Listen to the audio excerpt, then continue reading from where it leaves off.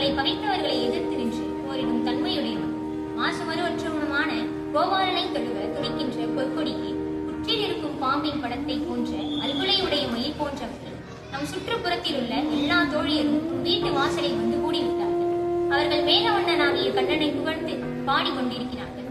செல்வத்தையும் பெண்மையையும் புனிதமாய் காப்பவளே, இதையெல்லாம் கேட்டும் அசையாமலும் பேசாமலும் உறங்கிக் கொண்டிருக்கிறாயா?